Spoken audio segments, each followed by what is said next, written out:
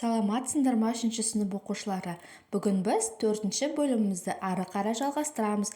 Бүгін 54, 55, 56 және 57-ші беттердегі сабақтарды бірге орындайтын боламыз. Сабаққа дайын болса, онда 54-ші бетті ашамыз, балалар. 54-ші бетке қарайықшы. Listen, point and repeat, then match. Exercise 17, 17-ші тапсырма берілген. Бұл жерде балалар біз мамандықтарды көріп тұрмыз, сол мамандықтарды қазір атап шығамыз. Ағылшынша және қазақша және жазылуымен сәйкестендіреміз. Бірінші жазылуына қараймыз. Postman, почташы. Бізде ол G суретінде. Екінші, шеф, ол бізде аспазшы, ол D суретінде, балалар. Үшінші суретке қараймыз. Пилот, бізде пилот, самолеттік ұшақ айдайтын адамдарды айтамыз. Ол бізде B суретінде тұр, балалар. Келесі төртінші, firefighter, ол бізде өрт сөндіруші. Ол қай суретте тұр? C суретінде. Келесі vet бізде, балалар, ол ветеринар, яғни үй жануарларын емдейтін мал дәрігері. Келесі доктор, яғни ол бізде дәрігер, балалар, қай суретте тұр? A суретінде тұр, Келесі бізде Baker, наубайшы. Ол бізде F суретінде тұр. Және соңғы сөз police officer дегеніміз бізде полиция, яғни милиция деп айтамыз. Ол бізде E суретінде тұр. Осылай балдар суреттер мен сөздерді, яғни мамандықтарды жазылуымен сәйкестендіріп шығамыз. So, next exercise 18. Listen and choose. Балдар болсақ, келесі 18-ші тапсырмаға қараймыз, тыңдаймыз және таңдау керекпіз. Яғни сұрақ берілген, сол сұрақты оқимын және астындағы ABC бір суретті таңдаймыз. Бірінші, what is Miss Hill's job? Miss Hill'стың жұмысы қандай? Яғни бұл жерде тыңдалым берілген, балдар. Мен бірақ жауабын айтып кетемін. Бізде ол vet дегеніміз қай мамандық еді? Vet дегеніміз мал дәрігері, яғни C. Екінші сұрақ, what is Mr. Green's job? Mr. Green'нің жұмысы қандай? Ол бізде firefighter дегеніміз қай мамандық? Ол бізде өрт сөндіруші, яғни B болады.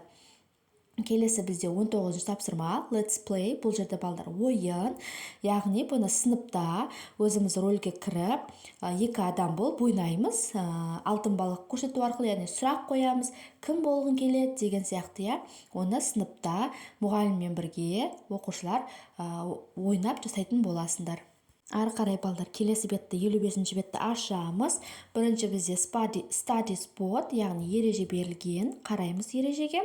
Бұл жерде былай дейді, балдар, етістік бар ғой, қимыл әрекетті білдіретін етістіктің артына үшінші жақ дегеніміз ол бізде all деген сөз, яғни he, she, it.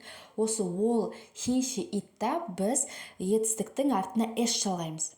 Мысалға, мен бірінші жақ, мен ойнаймын. I play. Ода ештеңе жалғамаймыз. Екінші сен, екінші жақ you play. Ештеңе жалғамаймыз. Ал қызға ол ойнайды деп айтатын болсақ, she plays. Ұлға ол ойнайды деп айтатын болса, he plays. Яғни үшінші жақта ғана етістіктің артына s жалғаймыз. Енді бұл жерде қараймыз. Стрелкамен беріп қойған works. Жалған кезде works деп жалғанады, жұмыс дейді. Washes. S пен H пен аяқталса, ES жалғанады. Келесі, teaches. Бұл жерде де C мен H пен аяқталса, ES жалғанады. Тек қана S емес, алдына E қойылады. Келесі, does. O мен аяқталса да ES қолданады және fly, ұшу, Y-міз түсіп қалып, Y-дың орнына IES жалғанады, яғни flies. Бұл ережені балдар жаттап алу керек біз. Мына жерде мысал, she works at a hospital. She helps sick people. What does she do? She is a doctor. Міне осы ережені балдар жазып жаттап алуымыз керек. Енді осы ережеге сәйкес астындағы тапсырманы орындаймыз. 20-ші тапсырма, exercise 20, read and complete. Оқып дұрыс жазып шығуымыз керекпіз. He fights fires. He is firefighter. Яғни ол өрт сөндіреді, оны біз өрт сөндіруші деп атаймыз, иә. Келесі бізде екінші he drives a police car, he is a policeman. Ол полиция көлігін айдайды, ол бізде полиция қызметкері. Келесі үшінші she flies planes, she is a pilot. Ол ұшақтарды ұшырады, ол бізде пилотшы, иә.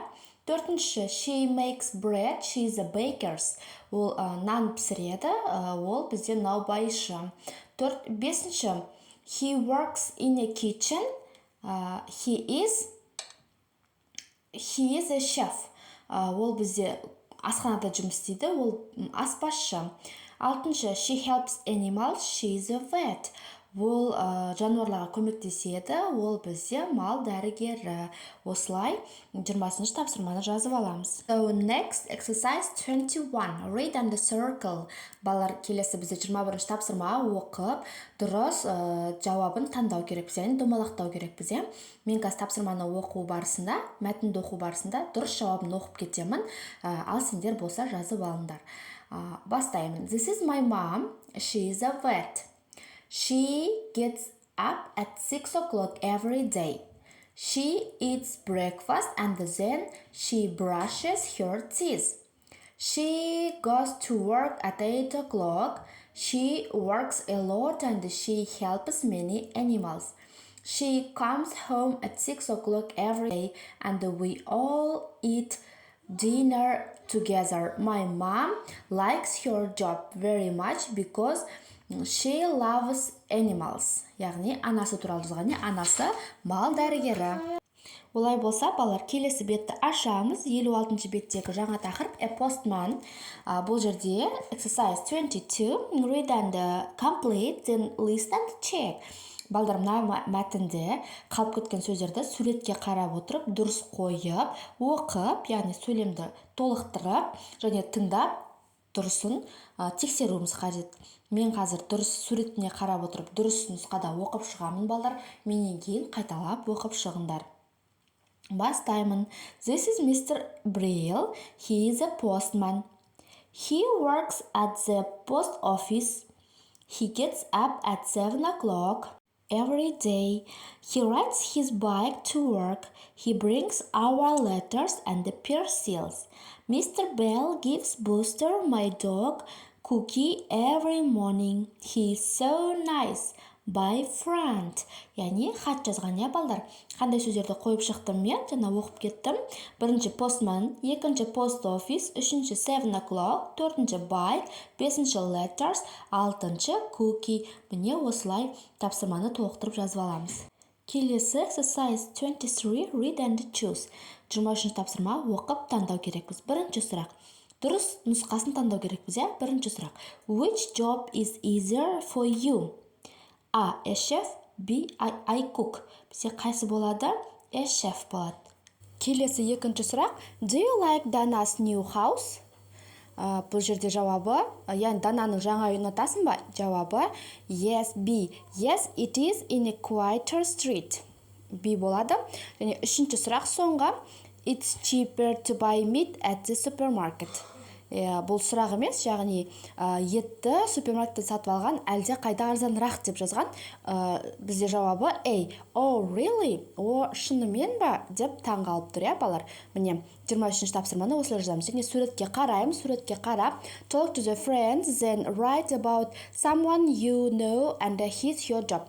Өзің білетін бір адамның жұмысы туралы жаз деген. Біз суретке қарап атамыз туралы жазсақ болады, мысалға. This is my grandpa. He is a doctor. He works at a hospital. Осылай бастап, немесе өзгертіп, ары қарай толықтырып жазсақ болады, балалар. Тапсырманы орындап шығамыз. Олай болса, келесі бетті ары қарай жалғастырамыз. 55-ші бетті ашамыз. Бұл жерде exercise 24. Let's sing. 24-ші тапсырма берілген. Ол жерде біз өлең айтамыз сыныпта, балалар. Мен ол өлеңнің қазір оқылуын оқып беремін. Қайталап жаттап алсаңдар болады. Бастаймыз. Postman Bell, what's in your bag? A parcel or a letter? Postman Belt, what's in your bag? A card or something better? Dr. Drake, what's in your bag? A lotion or a bandage? Dr. Drake, what's in your bag? An apple or a sandwich? Міне осыны қайталап оқып шығамыз. Оқушылар енді бізде соңғы тапсырма 25-ші exercise 25 thinking cap what they have got in their bags look and match and say. Соңғы тапсырмамыз ойлану тапсырмасы. Мына жерде суреттер берілген, балдар, сол суреттерді біз осы 4 мамандыққа сәйкестендіру керекпіз, Бірінші мамандық бізде кім? Почташы, одан кейін бізде доктор, келесі бізде жеміс-жидек сатушы адам және соңғысы аспазшы. Бірінші суретте не көріп тұрмыз? Green paper көріп тұрмыз, Green paper жасыл бұрыш. Ол бізде жасыл жеміс-жидек сататын адамға тиесілі, Екінші бізде plasters, ол бізде доктордың сумкасында, дәрігердің. Bread, нан, бізде аспазшы D, lotion, бізде B, яғни дәрігердің. Apples, бесінші, ол бізде C, greengrocers, яғни жеміс-жидек сататын адамға тиесілі.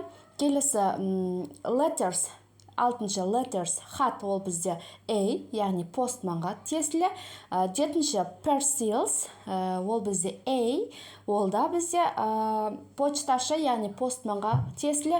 Және соңғы muffins. Muffins бізде D, аспазшыға тиесілі. Осылай балдар соңғы тапсырманы орындап шығамыз. Егер түсініксіз болған жаттығулар болса, комментарияға қалдырып кетеміз. Каналға тіркеліп, лайк басуды ұмытпаймыз. Сау болыңдар.